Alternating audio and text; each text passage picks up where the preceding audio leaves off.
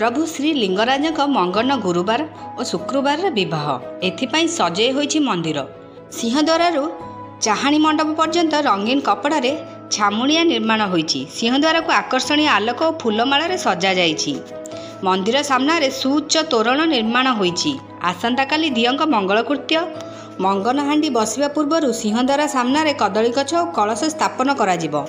मंगनहांडी बसिबा समय सिंहद्वार आगे बाजावाला जोड़ी महुरी शंख और ढोल बजाइबे। मंदिर प्रशासन पक्षर व्यवस्था होइछि। संध्या धूपरे पूजा पंडा सेवायत मंगनहांडी बसाइबे।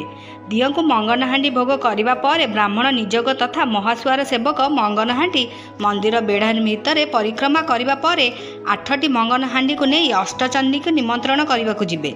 पूजा पंडा सेवायत अष्टचंडी को मंगनहांडी समर्पण करी दियों विवाह सामिल करने निमंत्रण करेंगे।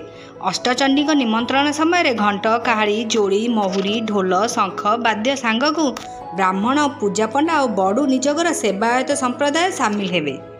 शुक्रवार दियों परवेश बरयात्रा धरी केदारगौरी मंदिर को यात्रा करेंगे।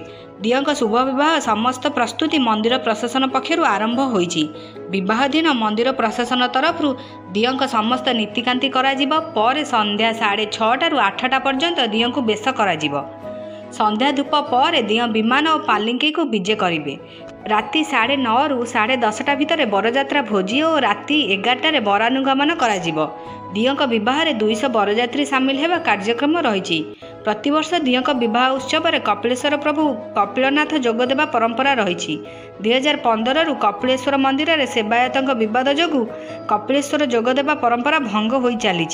चलित वर्ष देवोत्तर विभाग मंदिर प्रशासन जिला प्रशासन किंबा राज्य सरकार पक्षर श्री लिंगराजक परंपरा बचाई पारु नथिबारु कपिलास जोगदेवा परंपरा भंग हेबा नै अगणित श्रद्धालुओं व्यथित करिछि।